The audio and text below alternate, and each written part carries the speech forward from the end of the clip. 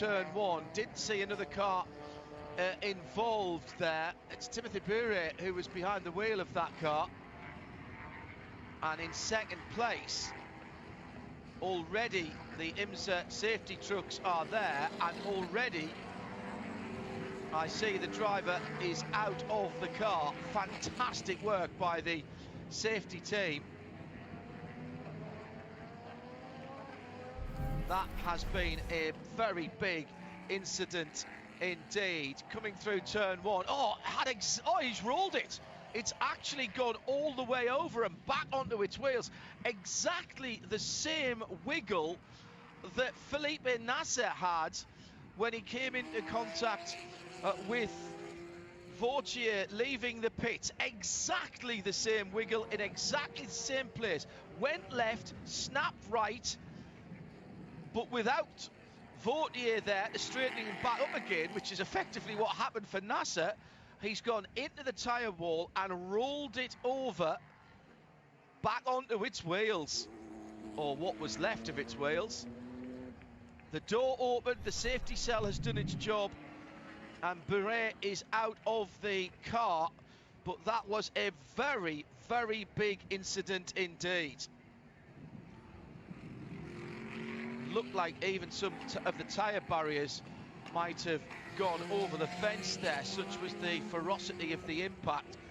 The AMR Cayenne GTS on the scene as well now. Just to reiterate, Timothy Buret out and walking around, and there are some tyres that have made their bid for freedom, some of the banded tyres over the other side of the wall. Now, what I can't tell you is whether they were there to start with or whether they were flicked there by the car.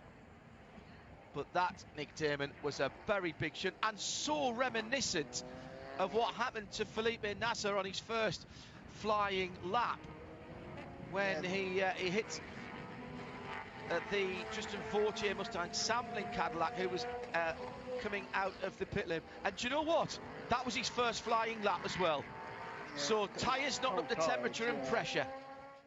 But I mean, the way it flew off with completely unabated speed, it's almost like you look at it, if you didn't know it was his first lap, you think is that had a brake failure, because it just literally speared off the track like it was a breakage. But you say, of course, you're going round at, I don't know, what do you turn in at 140 miles an hour, perhaps, one of those cars, perhaps 130, and everything's going great. It snapped bang.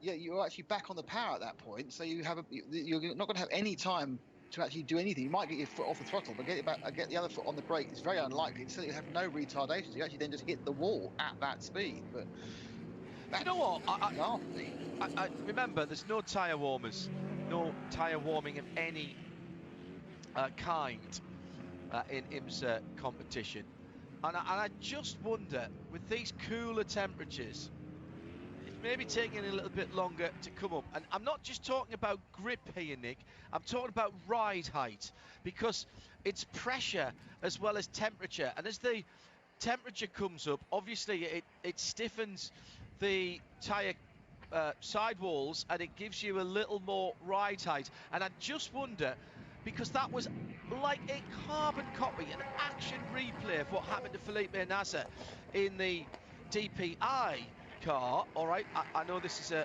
different classic car, but it is an LMP2 car, which is the same basic chassis. I just wonder if the car is grounding out on a bump that once you get your tyres up to temp, you don't feel on that exit, because it was right in the middle of the road. It wasn't in what I would have normally said was the bumpy part of the exit of turn one. Yeah, the other thing I'm just wondering is, because we've got so much mechanical grip from the track itself, are drivers getting overconfident too quickly? So because the track feels so good, they're misunderstanding what the actual grip level is, and they're not taking into account the normal amount of caution you need until you're up to pressure, because you're not sliding, because there's so much, which is the giveaway. Oh, I'm sliding. Oh, right, I've got a bit of a problem. But because there's so much mechanical grip just in the track surface because of the lack of rain and the extra rubber, that they're perhaps getting bought into too much of a positive feeling about where the car is. But that is absolutely right, John. That's going over something. He's getting a snap either on a bounce or because he's just overloaded the rear tyres, which chemically can't give the grip because they haven't got the heat. Mechanically and aerodynamically, it's fine. There's grip from the track and there's grip from the downforce. But the chemical side, which obviously needs the heat to work, that's what he's not got. Not quite 45 minutes since the 5th full course caution, this being the 6th. Still at the moment on course for getting somewhere close to the 3:48 distance record. Shea, Adam, you were broadcasting with me at the same time as at the time when NASA's incident happened. That absolutely extraordinarily similar, the attitude of the car. All right, no other car involved,